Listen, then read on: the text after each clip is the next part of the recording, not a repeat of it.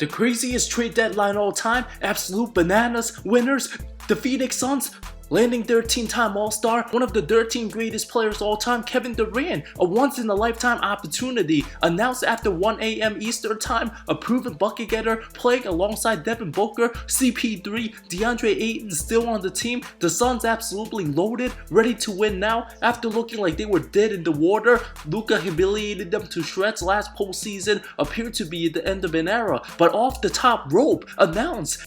The drama surreal, everybody, even non-basketball fans freaking out about this, like what happened? KD huge winner, absolutely getting what he wants, won't take anything away from the guys. Him and Book can score from anywhere, 30 plus, 40 plus on any given night. CP3 still capable of knocking down some shots, dish dimes. DeAndre Ayton will get a lot of easy lobs, played the best stretch of his career so far, back-to-back 30 and 10 games. The Valley of the Rising Sun couldn't have come at a better time, from losing 9 of 10 from December 20th to January 8th. After being the 1 seed, they were great before Booker's injury, and now having him back, Phoenix all of a sudden winning again. After Durant comes back post All-Star break, no hope for the entire Western Conference. Nobody more reliable to score in an important postseason game than Kevin Durant, still a 30-point scorer, having one of the most efficient seasons of his career. Imagine CP3 giving him those looks from all angles, unbelievable. The fact that the team still has their floor general, 2 excellent 25 plus point scorers, and their center still there, who did a great job against Jokic in the 2021 postseason. A motivated squad ready to win, couldn't be any happier for Monty Williams, a huge winner. CP3 looking like he's finally about to get that ring.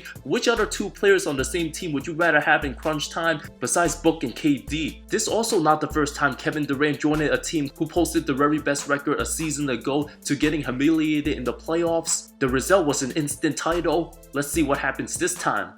Winner, Suns' new majority owner, Matt Ishbia, literally less than 24 hours before getting introduced, did not wait to make a splash. While many had issues with the former Robert Sarver, this is a new era, the organization now liked and respected again, potentially an attractive destination for many players. Imagine owning a team for the first time, a playoff type one, then adding Kevin Durant that same day. Absolutely fantastic, a dream come true, amazing first day, honestly couldn't get any better, the best player possible who were in trade talks, and possibly now a title a few months into taking over. The buzz and noise, atmosphere, incredible stuff. Could it be the second coming of Jerry Buss when he took over the Lakers?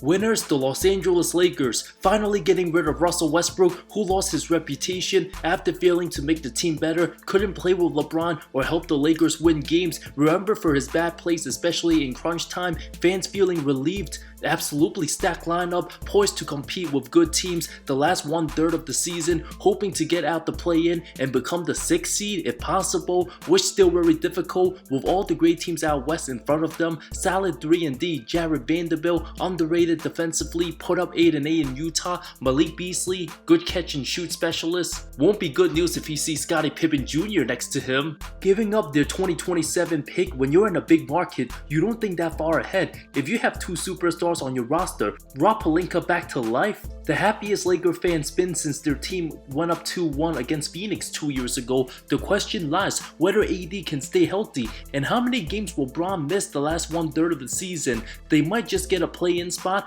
perhaps a season-saving deal, as the team was going down the drain after that OKC loss. Adding Rui Hachimura makes them younger. Barely gave up anything for him, but a difficult task with the reality of their record and other West teams competing for postseason aspirations. 10 weeks from now, we'll truly see how this trade plays out. D'Angelo Russell, slight upgrade over Russell Westbrook, way better catch and shoot guy. 18-point average on a career best 39% from deep this season, could be exactly what the Lakers needed, but doesn't play with the aggression at times, careless, not as good as a playmaker, somehow can kill the team and slow down the offense with his poor decision making, will have his on and off nights. Winner, the New York Knicks landing decent rotational small forward Josh Hart, nearly 10 points a game, shoots over 50% from the field, one of the most underrated rebounder, averages over 8 on the season, and 4 assists. Portland starting small forward, super dependable two-way guy. His style of play perfect for Coach Tibbs, a blue-collar type player who can get buckets if the main starter struggle. Hart can go off and give you 20 points unexpectedly. Also a winner, Jalen Brunson, moments before getting his college jersey retired.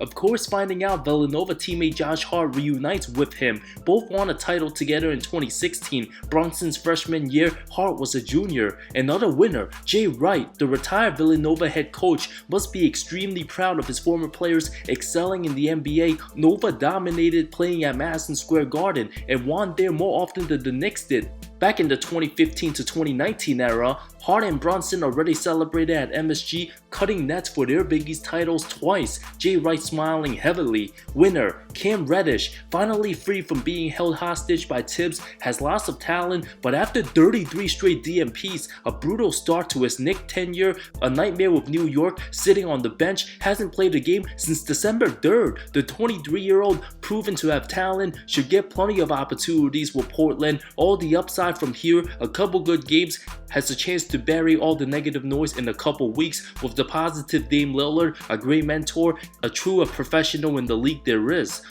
Winner, the Dallas Mavericks for now. The long disturbing noise of Kyrie Irving has been a problem for years. The team worry about that later. It's still way better than not getting anything, keeping Luka happy first and foremost. Another playmaker and shot creator, scorer outside of Doncic, Irving has been able to excel with guys like LeBron, and whenever he's on the floor with KD, when the two play well hand in hand, both can drop 40 each in a playoff game, can possibly win a series or two, but still not enough against teams like the Suns and Nuggets. Although Dallas lost Finney Smith, one of the better defenders, Luka doesn't need to be as ball dominant, will have to learn how to play without the ball at stretches for the first time in his career, was getting run to the ground before Kyrie's arrival, a huge gamble but potential high rewards elite offense. Winner, Jay Crowder for being super patient and going to the Milwaukee Bucks now. From multiple finals teams to another, has no excuses but to perform, playing for a contract, sitting out, turning down money from the Suns, a decent 3-and-D, vital for the Miami bubble team that knocked off Milwaukee.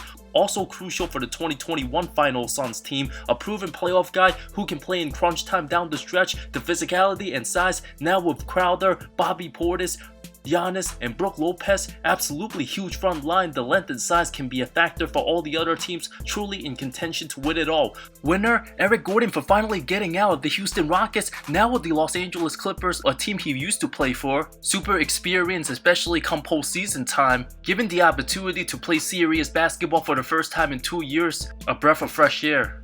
Winner, Mason Plumlee for finally getting out of Charlotte, now playing as a backup center for the Clippers behind the Vissel Zubac, can bring pretty good value, good size and length, high IQ type player, decent. Winner, Thomas Bryant for going to the Denver Nuggets now after being super unhappy with the Lakers not getting the minutes after Anthony Davis returned, for wanting the ball in the picture when LeBron broke the scoring record, will now back up the best big men in the NBA, have a happier time with the Nuggets. Winner, Josh Richardson finally getting out of San Antonio, playing for the Pelicans, a good rotational guy, 3-and-D, can help a playoff caliber team for sure. Good times ahead playing with Brandon Ingram, Zion, and CJ McCollum. Winner, Gary Payton II, reuniting with Golden State, played the best basketball of his career last season, huge energy guy the team desperately missed. For 5-second rounders, will be expected to play great basketball and try to help his team win many games the last part of the season. Slight winners, the Sixers getting Jalen McDaniel from Charlotte, over a 10-point a game score at 6'9", the small forward, definitely an upgrade from Matisse Thybulle, who was doing nothing for the team. Loser, Joe Tsai and the Crooklyn Mess, an absolute double travesty. Under a year span, team was supposed to be a dynasty, supposed to win multiple titles and dominate. Not one, not two, but all three of the stars gone. What an absolute disaster of a mess. Unacceptable, the biggest failure of all failures. Terrible, awful, horrendous, despicable, pathetic. The fact that they didn't even get any stars in return for any of the three stars. A broken Ben Simmons, role guys and draft picks. The fact that they couldn't resolve and build around Kevin Durant, the best player the franchise ever had. The team might never get another player as good as KD. An absolute shit show. Last couple months, the circus, the laughingstock of the NBA, going 18-3, playing their best ball, to all of the sudden broke everything up. Now the biggest joke in the NBA. How the hell anybody running that franchise allowed to have 3 stars leaving one by one? Franchise now unwatchable. Ticket prices dropping faster than FTX and Terra Luna. Joe Tsai by far the most hated owner in the NBA. Laker fans don't like him, of course.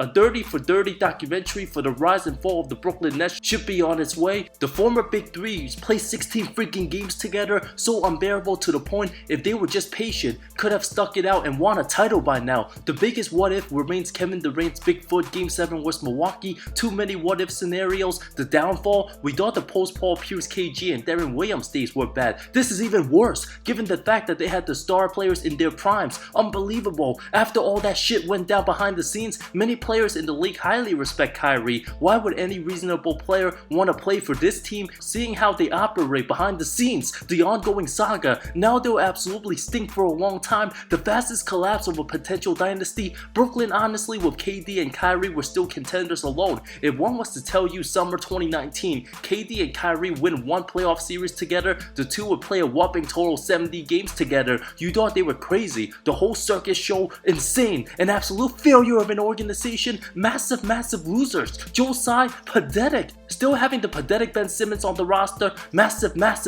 losers. Loser, the Utah Jazz. Of course they get away with Russell Westbrook. The fact that the Lakers willing to trade him to his most hated area, Utah, an absolute nightmare. We might truly never know how ugly things got behind the scenes. Getting borderline guys and Juan Toscano Anderson probably won't play much.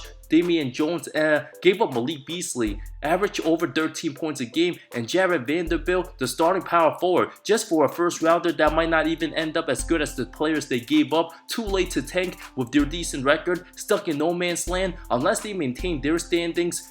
With a trip to the play-in, the Lakers way more talented on paper. The only way the Jazz be considered winners if they somehow eliminate the Wolves or Lakers in the play-in. Could you imagine the face on Danny Ainge if that was the case? Loser, the Minnesota Timberwolves, getting a player on his last legs and Mike Conley failing to negotiate with the way younger and consistent D'Angelo Russell.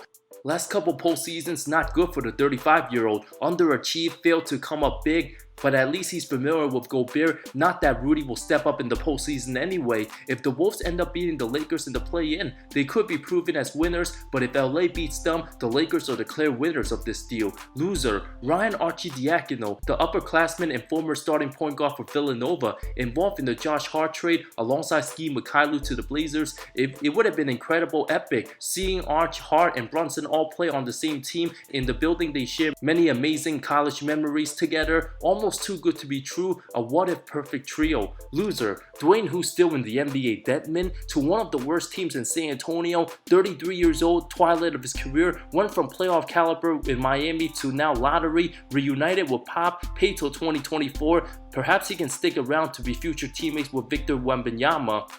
Losers, everybody who couldn't go back to sleep last night after 1 AM hearing the Kevin Durant trade, especially those who were late to work, will have a good excuse. It happens. This is why the NBA the most exciting sport when teams aren't even playing, good players constantly getting traded every season. At any moment, you always have to be ready for crazy news. Loser, John Moran acting cocky as hell, saying he don't gotta worry about anybody in the West a couple weeks ago. Nah, I'm fine in the West.